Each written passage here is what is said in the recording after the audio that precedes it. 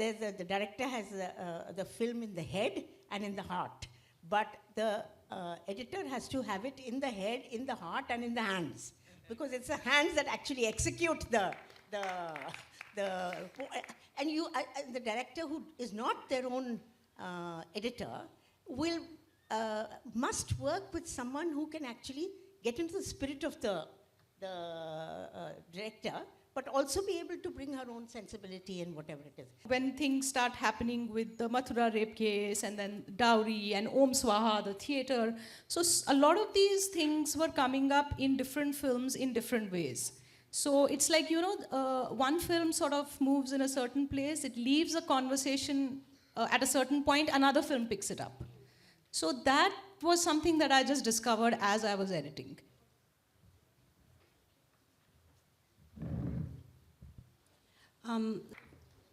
What a film, magnum opus. I just felt that, the opening scene, because you have how many films did you use while making this film? Stopped counting, right? Yeah. At least 37, yeah. But I just want to, start with asking about the opening and the closing film. And in the opening film, you start with a film which is bordering on documentary and fiction in its style, in its approach. And we just see a woman running helter-skelter, and she's clearly, in a state which is sort of ominous in what is going to come. And then you reveal in the middle of the film that she is Sheila, and you reveal her caste, and you reveal her position and what she is fighting against. And you end the film with a Kashmiri Muslim woman who is a political prisoner for many, many years. So can you tell us about, the opening and the closing scenes? Well, let's begin by saying that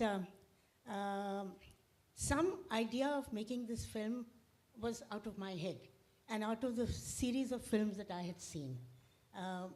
Because as being a part of the women's movement, I saw all those, and normally the film may have begun at a different point, but this is the point in which I really want to stress the importance of the editor. I was told by one of my early editors that, the film is made really by the editor. वो director तो कुछ नहीं होता, editor बनाता है film. And I agree with that to some extent, because the director has an idea in the head. But it's really the editor who crafts the film and brings out what is there in the head and in the heart also, to some extent. Rightly so in this film, at least. This film was actually, it's not a film that too many people knew about, but because of the circles that we were in, we found it.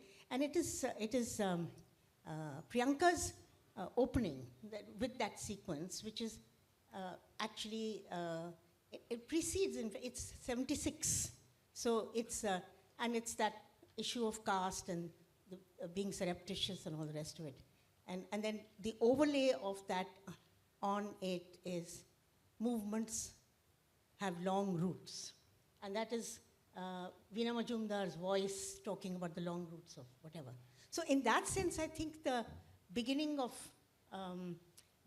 made possible through the juxtaposition, not only of the movement, but movements, but also from the point of view of the way in which the story could be told over a arc of thing. Ending with the Kashmiri, in a sense, was partly to do with the fact that it's in a sense we've forgotten Kashmir. And at the end of the day, we are left with, this 370 has been taken away and so on. So in a sense, the early energy of the women's movement, where do you see it now operating in parts of, in our country? It is not really seen on the streets that much, because that's episodic. So the RG car movement over here, for instance, would have brought out a lot of women.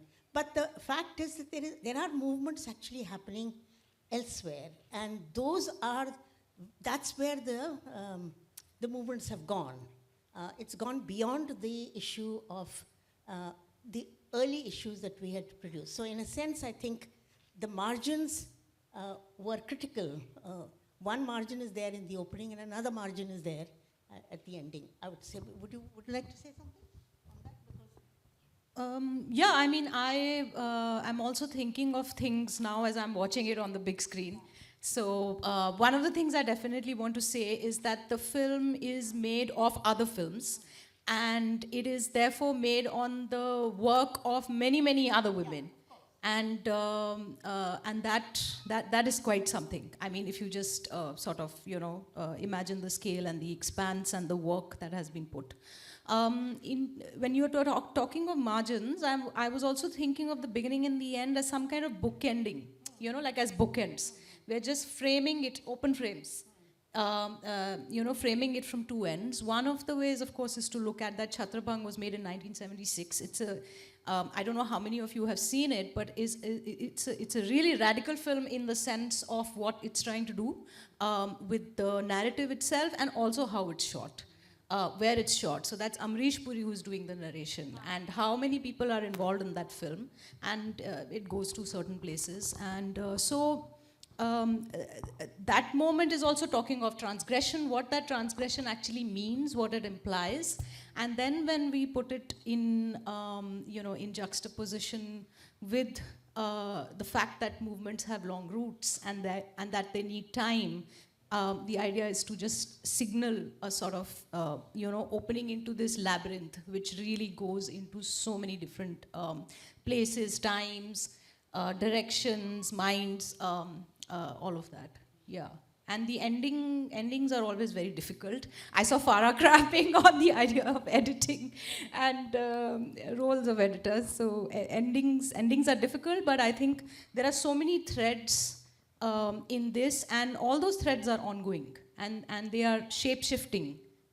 Oppression in that sense, I was thinking, has taken on so many different faces, and the conversation also then has to happen at multiple levels. So it's also very difficult to end. I've been feeling depressed and been told that, my standard line is, I was born in a time of hope, I'm going to die in a time of despair. And constantly, people are telling me, no, things will change. So in a sense, holding out hope in times like this, it's very important. And that hum dekhenge, after all, the CAA and its arc was a moment of hope. And we have to stop looking at movements conventionally as this is women's movement, this is whatever. It's not. Actually, the women's movement is everywhere, and it has stoked ways of being which are actually incredibly powerful in transforming the situation. There's that line in that when she says, what's her name? Bilki's Dadi. There's that line, she says, Amne samne aa jao, tum bhi nahi hatte, hum bhi nahi hatte. It's a challenge that she is throwing to the state, which is sort of very powerful. And then to end on hope, hum dekhenge allows you to end on hope. So at the end of the day, whatever might be my state of thing, for movements, it is not the end, and we must continue to stand our ground and so on. So to that extent, I think the opening and closing could be explained. Yeah. I was thinking about how much you have packed into this film. First of all, thank you very much for populating the screen with the faces that have probably changed the shape and the contours of everything, and actually shaped all of us here. All of us sitting here have been shaped by the work done by those faces. Particularly, I want to highlight, the scene where in Dry Days in Dobagunta, this woman, she ends up crying and she's giving such a passionate speech. Or when we see Bhavadi Devi on screen, like we have always read of Bhavadi Devi, but seeing her speak so powerfully, seeing you as a young woman was very nice. Also to see, some very radical moments of rupture which have shaped all of us was something really. It really evoked a lot of emotions. I just wanted to ask, when you're culling a film through such a huge source of source material, which is other people's films. So in a sense, you are commenting on the on the feminist movement. Yeah. You're commenting on feminist filmmaking. Yep. You're also commenting on Saluting it actually. Yeah. You're also commenting on feminist historiography, because you talk about historiography. You are talking about feminist publishing. You're talking about feminist journalism and layers within it. So in a way, you're not only talking about the first layer, which is the movement itself, but also all the other layers that are that have to do with archiving the movement, spreading the movement, communicating it, and keeping it as part of history. And much of your own work has been on feminist historiography on celluloid, on film, screen. So when you conceived, both of you, I mean, this is a question to both of you because you probably collaboratively conceived it, is that how did you do the layering, and how did you decide on what material you will use and what you would leave out, because there must have been a lot of other films to work with. So how did you make those decisions, and how did you go through this process? And so this is one, and I'll just put another to Priyanka. If you look at the edit, the pace of the edit of the film, the edit, has different moods, it seems. Yeah. Sometimes it goes into a quick collage, quick montage, and then it, fleshes it out. Then it goes into another, like this whirlwind, and sort of packs a lot of things into a song maybe or something, or a slogan, and then it, again pans out. And in the end, when you're moving towards the margins within the feminist movement, the edit gets very angry and very jittery. So if you can talk about both of these questions. It was actually quite extraordinary. In the last few years, I have been... the crisis in filmmaking entered my life much earlier than as the funding sources dry up. I was forced to start making films on my own, and I call them pension pictures because fortunately I was that generation who worked and got a pension. So I have some bits of money that which I haven't spent away on this, on that, or the other, which I have put into filmmaking. Suddenly, out of the blue, for this film, one got a certain amount of funding. That was extraordinary. And the brief was to make a film on the women's movement. Now, I was not going to make a film on the women's movement. That was clear. I'm not going to go and talk to talking heads and say, okay, your role, this, that, and the other. And because I've become very passionate about archiving generally, I mean, this is my stage in life, because one is actually looking back at history, and archiving is a way in which you actually extract for different moments. So that's my current passion. So firstly, the question came up of making the film based on other films, and because of my, again, long arc of watching documentary cinema, I had seen most of these films. A few we discovered later on. So it was a way of being able to recall all of that. So the history of feminist filmmaking could come in, because to some extent I had been in the audience and had seen all of that stuff happening and so on. So that provided the first round of the manner in which the film was going to be done. And then the real challenge comes at that stage, because what do you take out of it and what do you put in it? And that's where the editor has to, I was telling her very complimentarily, I think, I said, the director has the film in the head and in the heart, but the editor has to have it in the head, in the heart, and in the hands, because it's the hands that actually execute the director, who is not their own editor, must work with someone who can actually get into the spirit of the director, but also be able to bring her own sensibility and whatever it is. And I've been very lucky in my editors, and that's been where the matter. On the question of layering, what I want to add is the fact that, Uma is also an avid film watcher, so knowing about these films was a great learning for me. And I also love to watch films, and so many films I hadn't seen, because this is not my history in the sense of I'm, a few generations removed from when these things are happening. But my own journey as someone who got interested in film as someone who got interested in filmmaking and managed to sort of, somehow wade through it and still kind of remain, has also been through encounters with other women filmmakers, and so many of them are also friends. So there is also a lot of, life which is associated with the films. So Debelina, for example, is here. If You Dare Desire is there, and then the music, that track which is so moving, which is just embedded in, where I've used it. It's kind of just gotten stuck with that set of images. And Gargi is here, who made that film A Journey Together. We should actually give her a clap, because I think that set us up. Where is Gargi? She's there. There she is, yeah. Oh, yeah. We can't see you. I don't know if she wants to stand up. Yeah, there she is. Thank you, Gargidi. So the layering also happened because one of the things that Uma signaled to me is the richness that she experiences or wanted to talk about in the movement also came through the music.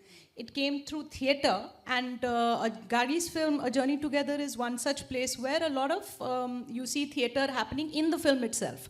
So these are devices that were also being used in films.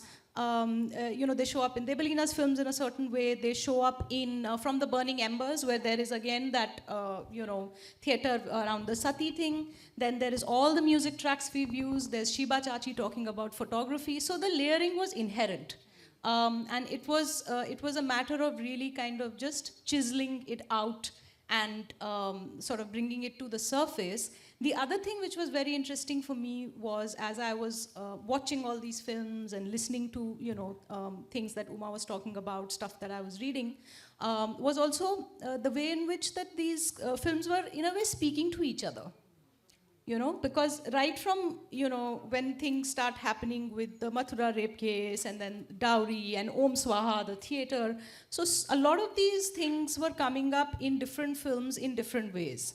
So it's like, one film sort of moves in a certain place, it leaves a conversation at a certain point, another film picks it up. So that was something that I just discovered as I was editing. And that made me so, excited and also intuitively sort of tuning into what is it that is happening over here.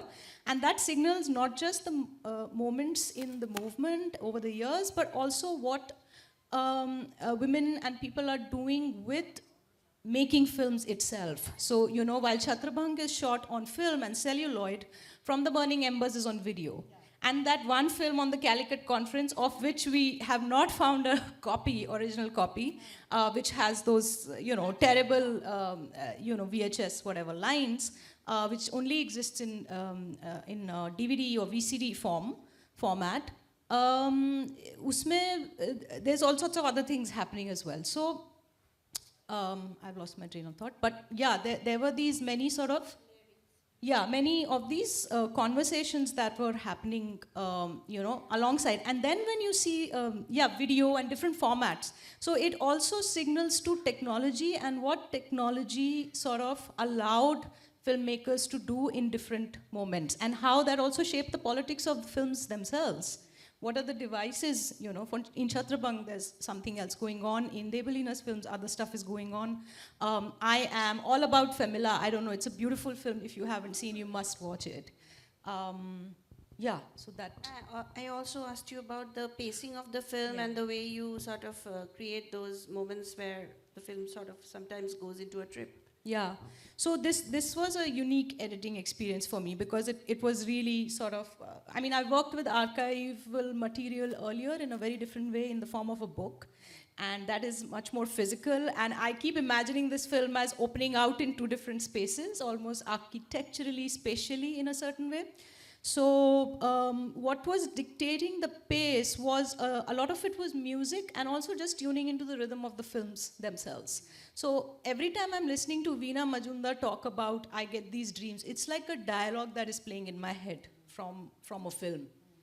It's the pace, the way she says it, that I have these dreams and I have this nightmare, ki kya kiya, and then there is that pause. I can like literally count the seconds. So that is what really narrated the sort of pace, and then the montage is a way of kind of just pulling back into certain moments and then allowing it to roll out. And I can say more about it, but I think it's a that would be me sort of retrospectively talking. It is really a much more intuitive experience, which. No, and on that, the film that's got lost, I mean, there's a story there. That was a film that I had seen. I had seen it when it was first made. I think I saw it in 1993 or whatever it was, fairly soon. And I remembered it because it was I remember that film as a very powerful account of that conference, capturing all sorts of elements in it, but also because music was used so effectively, the singing was used so effectively right through the film. Now, I couldn't find the film. I got in touch with every group that I could think of, Bombay, this place, and all these people who are in the film actually, they had also seen it, but they couldn't track it. I found a copy, and I had done some archiving work earlier, and I had found a copy in Jagori, but it was that spoilt copy, where the top is whatever. Then with some nosing and pushing and so on, I got to the filmmakers. The filmmakers have also lost. They don't have anything. They've got absolutely nothing left. And then they're such lovely, two lovely old ladies, but they've got nothing. They don't have it on any drive. And now I'm trying to track one last source, which is that it was funded by NORAD. So I सोच रही थी कि NORAD में contact करके extract करने की कोशिश करती हूँ, because it's a beautiful film and it's something that, and it's ruined by that thing. So in a sense, the archiving is also an exercise in trying to what's it called? Retrieve, but also the frustrations of the manner in which the archive has been preserved. So we have been creating the songs, the energy and everything, but we haven't archived. So that's a tragic situation. I just want one more question from my side before I open it up to the audience. This is carrying over to your comment about the changing technology, and also tying it up with a comment you made to me a few years back when you said that whenever I am making a film on, your earlier films were on women in the national movement, women and the left movement, and all of those things, but whenever you wanted to touch the live wire issues of today, like the women political prisoners, or women being branded as Naxals or Maoists, or those kind of issues, or Kashmiri women, then you wouldn't have anybody fund your films. Yeah. That's a comment you had made to me a few years back. And when you talk about technology, Priyanka, I also want to juxtapose these two things and ask, as we are watching your film, which is an archive of all the films, in the end, when your film is becoming edgier and heavier, that is also technically the age of the digital era, where filmmaking would have been more democratic and more, cheaper, etc. But we see that the films that you are using are probably self-funded or funded on a very low budget compared to the films which come earlier in your movie, which, given the technology of their time, seem to have been, decently funded, most of them. So can you also talk about the politics of funding of feminist films? Because this is in context of your film, carrying those films. So yeah, that's my last question. So yeah, absolutely. I got funded till the fourth of my films. 1, 2, 3, 4, which were on individual women's lives or whatever it is, they got funded. Even the fourth film, which was on a political prisoner, but it was at the time of the emergency, I got funded. And got censor certificates for all of them. That's the end. After that, the funding ceased completely, and I started to make these films. And of course, it was also my stupidity, because I said I was going to make a film on women political prisoners, and it became 5 films or whatever. They just escalated as they went along. So, the climate had certainly changed. Things like, big funders like PSBT and so on, they have dried up. They have disappeared completely. So actually, public funding for films which have got a political thrust there's no money for it. There's no money for it. So at the end of the day, you make the film, You screen it in a few places. There is not even a place to screen them anymore. Kolkata allows you, but at the end of the day, you can't screen a film only once. you want people to see it. And university spaces have dried up. Everything has dried up. So in a sense, we are in crisis as far as the political film is concerned. And I think we've got to find strategies. I was happy to hear what you had said. But this is true. Funding has completely collapsed. So this ittifaq se getting this film allowed us to be political. And the early part, you'll notice that the early part has an energy to it. The second part is actually slower and heavier and grimmer. And the world starts to invade into the whatever it is. And even the women who are active wherever they are active are now stuck inside, a situation in which their films made with some, Ifat Fatima's film, for instance, could have been screened at that time. I'm not sure if she can screen that any longer. So it's actually, in a sense, the climate for us being creatively engaged with the politics of our time is being choked, in my opinion, because this is happening. So in that sense, I think. Okay, with that, we'll open up. You want to comment on that, Priyanka? Like, what is a safe film to make for the funders and what is an unsafe film? I am the wrong person to ask that question. Okay, so let's open it up to the audience for questions. And Thank you very much. So I will not comment too much on what I felt about the film because there's not too much time. But it seemed to me like a literature review in a visual sense. So it was very interesting. So I have two questions. So one, you said that you wanted to salute the women's movement over the past 5 decades. But while making it, did you ever have this sense that you would want to also critique it in a sense that this march from hope to despair, why has it turned to this stage? And it is not just about the movements, it's also about the state and how capital has moved, let's say, over the past 5 decades. And the second related question is that in that scene where this Faizabad, the lady in Faizabad, her nameplate, like her home's nameplate is being broken, there this question of intersectionality comes out, like the anger of a, let's say, majoritarian group, Hindu, because they are not from, let's say, in their class position is lower than, let's say, this person's.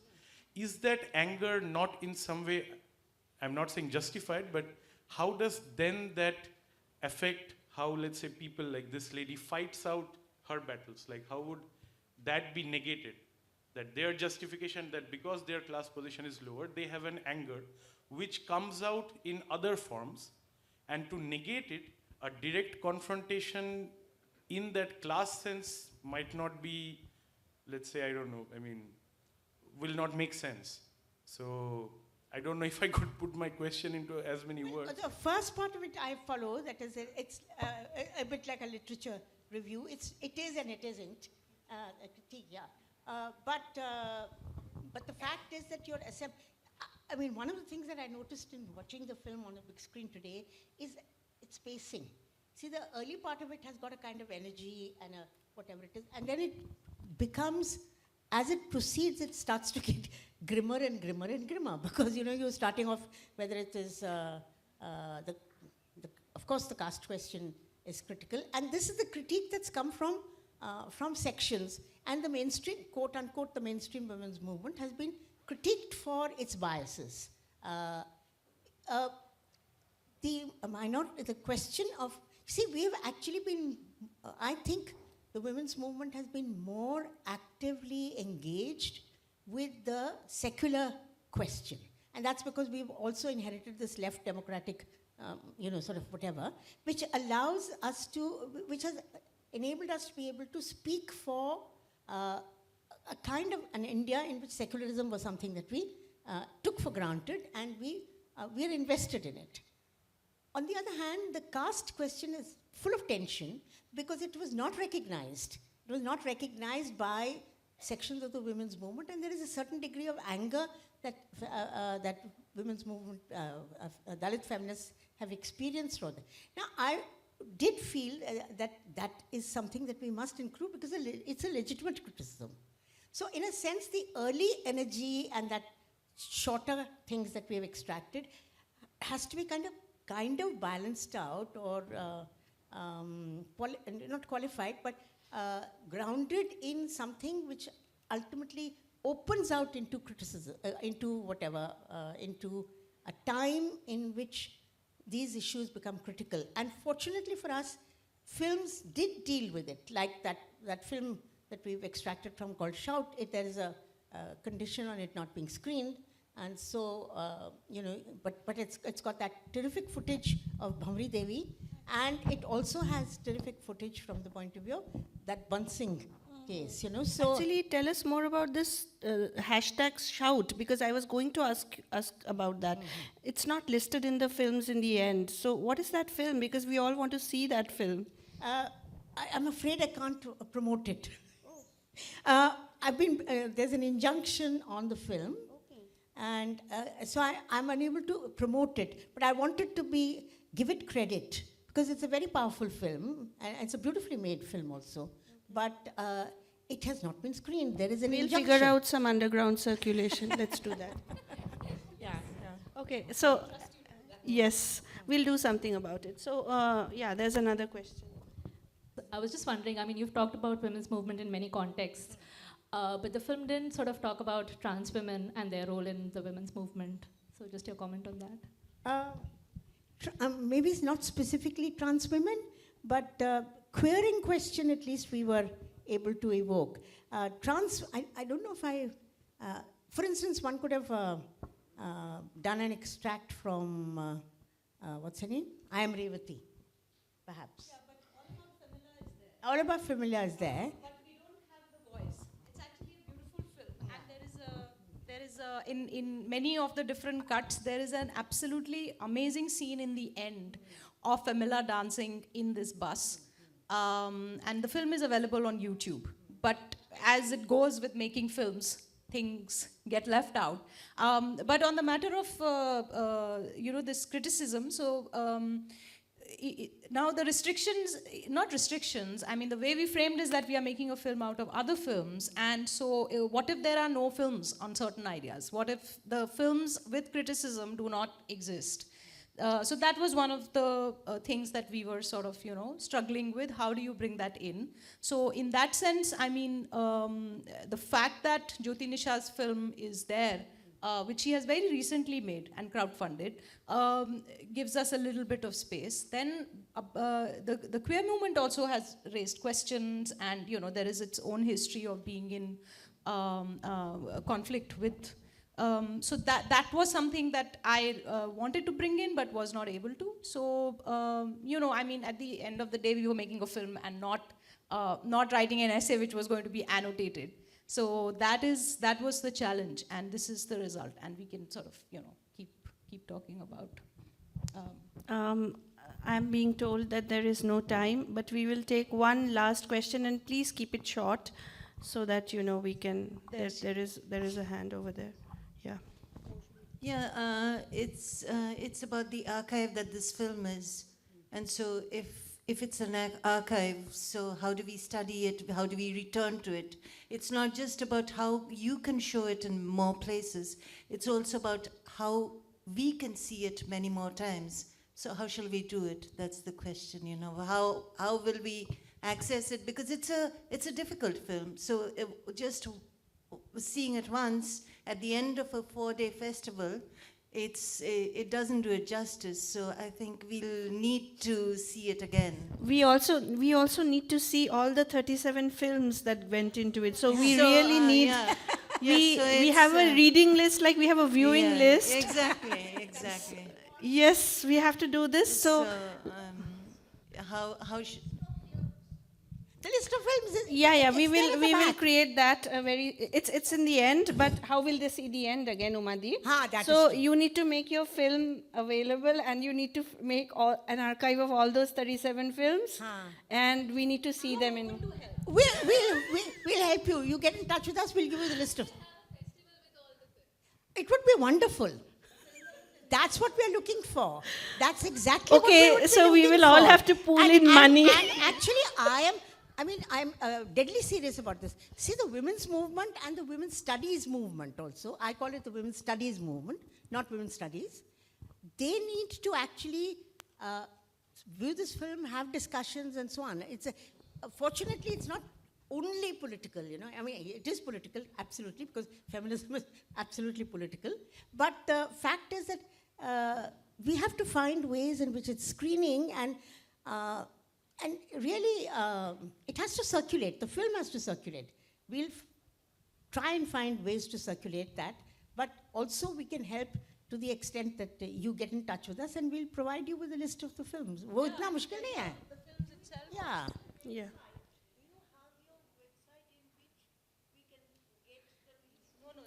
We're not so, I'm not sufficiently corporatized and